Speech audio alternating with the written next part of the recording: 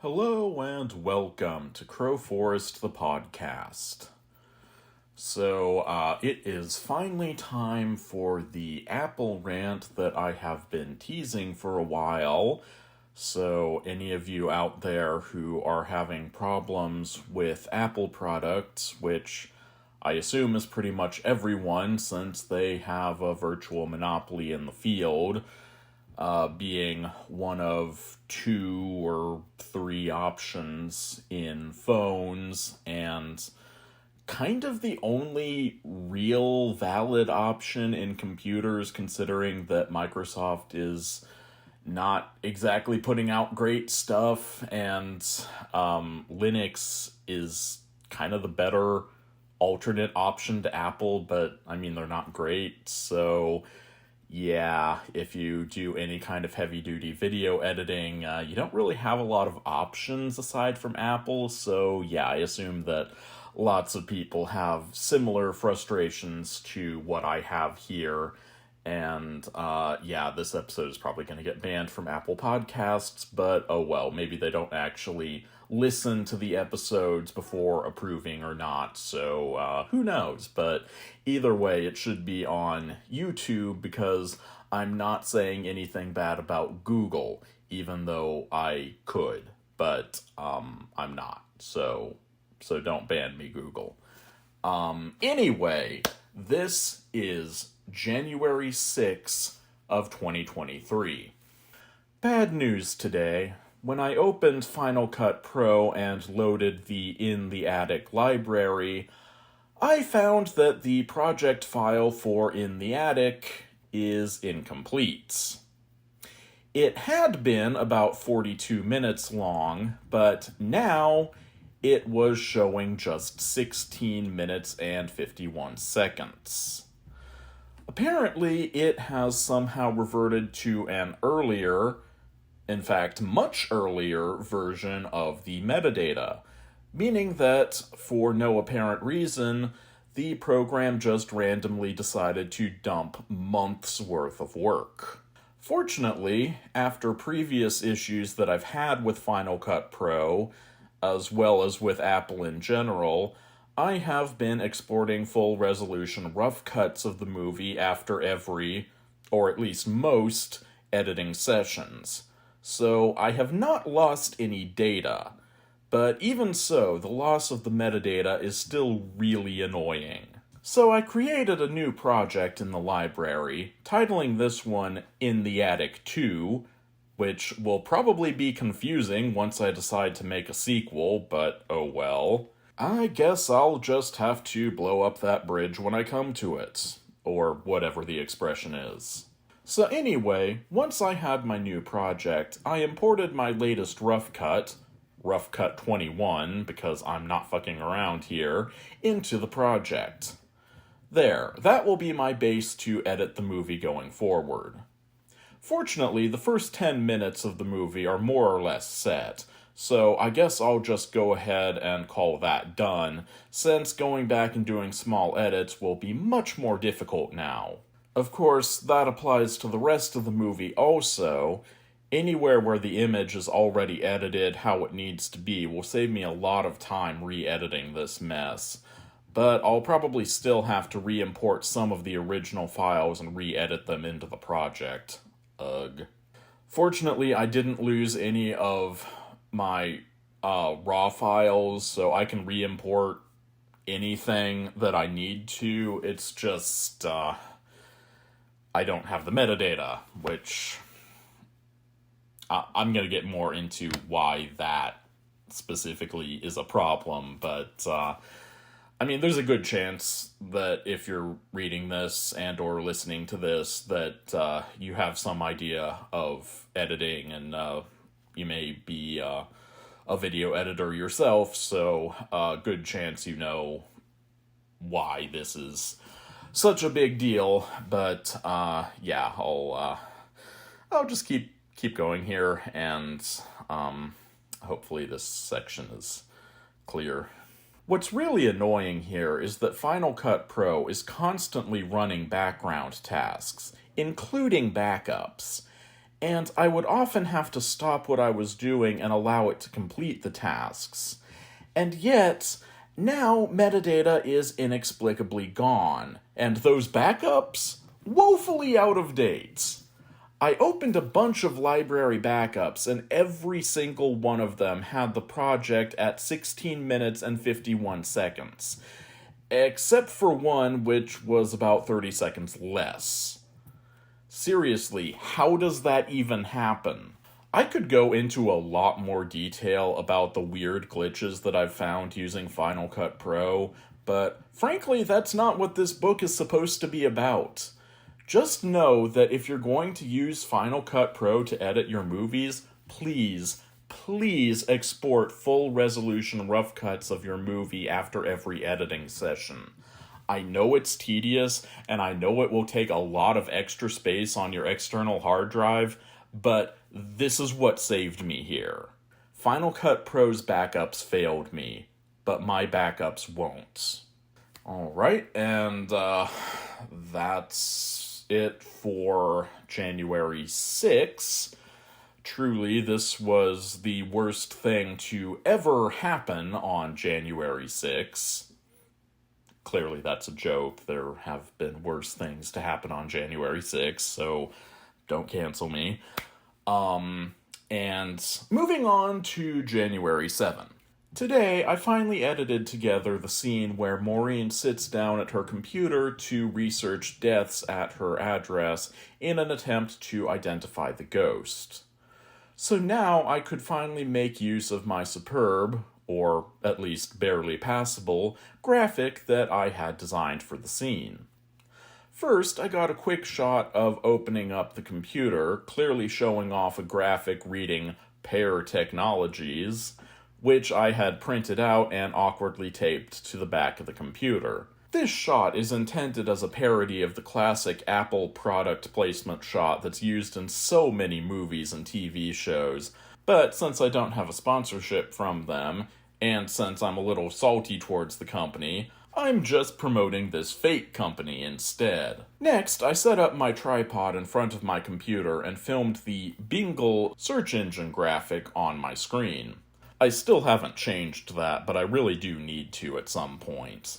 I put a text box in the search bar and typed deaths on 555 Any Street, my fake search parameter, but it typed weird, expanding the text box out in both directions, instead of just to the right like I wanted.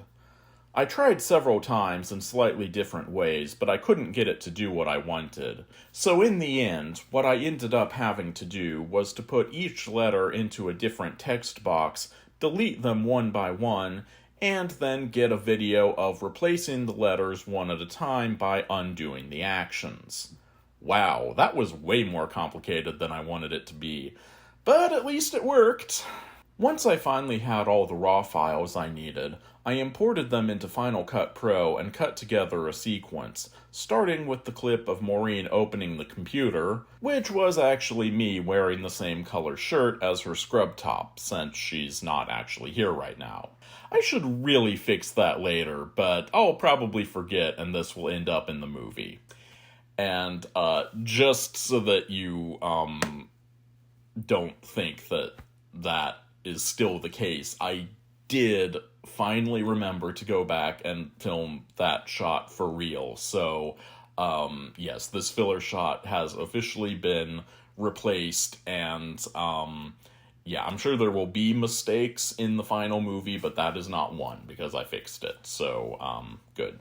After that, I inserted a close-up shot of typing, which I forgot to mention I also filmed just now. And then I cut to the shot of the text appearing in the text box, and cutting to the search results page. Then I cut to a shot of the article itself, zooming in on the headline, and then panning down the remainder of the article. It looked pretty good, but it still needed a little something extra. And if you'll recall, I had already edited together a perfect clip. So I went back into my files and imported the silhouette shot that I had edited together earlier, and I put it over the part of the clip of the article text. and set the silhouette shot to 50% transparency, so that you could see the text and also see the murder occurring overlaid onto it. It looked really good, but there was one tiny adjustment that I wanted to make. I had added in a tiny image of a round metal ball to represent a bullet, and used keyframes to make it move from the barrel of the gun to the silhouette of the second figure. But the round ball looked just slightly off, so I wanted to go back into the metadata and make the tiny alteration of squeezing the little circle just slightly to make it into more of a bullet shape. This would be accomplished by using the alter scale controls, but instead of dragging the X and Y dimensions together as you would normally do, you would just drag the X dimension and leave the Y dimension alone. Or possibly the other way around. I never know. You kind of have to do trial and error to figure it out because, I don't know, maybe I'm the only one who doesn't just know, but I definitely have to trial and error to do that because I don't know things like that. Yeah. So all that is to say that I knew exactly what I wanted to do, but unfortunately, when I scrolled through the library, the project file wasn't there. It wasn't even that it had reverted to an earlier point, as the In the Attic project file had. This one just simply wasn't there. It was gone. So now, in order to do what should have been an extremely easy alteration, I would have to completely re-edit the entire clip from scratch. Well, fuck that, it's not worth it. James was killed by a round bullet. Deal with it. I know you're probably getting tired of my Apple rants by now, and I'm certainly getting tired of writing them, but I do feel that I need to point something out. Okay, and then this gets into, super technical crap, but, yeah, let's see how well I described this whole nonsense. Most editing software, at least as far as my experience goes, works by interfacing with the files on your hard drive, but without actually copying them. That's kind of what the whole concept of metadata is in the first place. A project in editing software isn't data, it's metadata, or data that tells the computer how to read data. So you edit the metadata in order to tell your computer how you want the data to be read, but the actual data is somewhere else. This can cause problems if your external hard drive becomes disconnected from your computer, so Apple decided to address this problem by introducing libraries into their programs. This applies to both Final Cut Pro and iMovie, by the way. Libraries will actually copy the data itself into the package contents of Final Cut Pro or iMovie, so that the data is right there ready to be used by the metadata project file, which is enclosed in the same overall library package.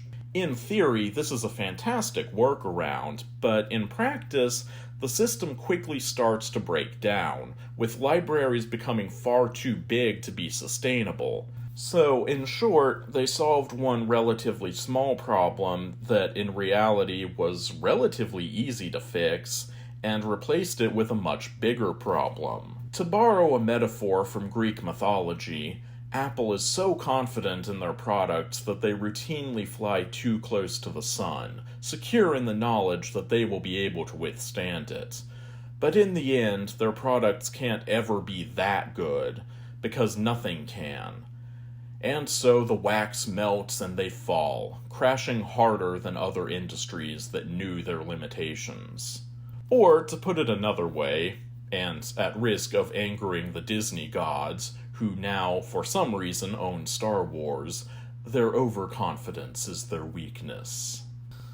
Alright, and that is the end of January 7, and the end of my main Apple rant. I believe I have one or two small-ish rants coming up that kind of more little things come up and are just annoying, but that was the big one. So that is it for the major Apple rant of this book, and yeah, it takes up more space than I'd like in the book, but can't really be helped. That was a big deal to deal with, and it's not just about me ranting either. It's also about warning all of you out there who might have similar problems, and if you're trying to edit your movie on an Apple device, because that's pretty much the only option these days, it's like, well, you need to be aware of the pitfalls of Apple technology and how it's not as perfect as they claim, and exporting rough cuts along the way is really the only way that you're going to be safe. And clearly, as shown with the silhouette scene with the bullets, where it's like, yeah, it would have been an easy fix, but I lost the metadata. It's like, you will run into problems like that, where it's like, oh yeah, there's some tiny adjustment that you need to make, and you're gonna have to re-edit. So yeah, that sucks. But this would have been much, much worse without my backups, the rendered out rough cuts, the full resolution. So yeah, if you're going to be editing video on Apple, you just need to be aware of the dangers involved. Alright, so I think that is plenty for today. So we will pick up next time with January 9 of 2023. Hope to see you then.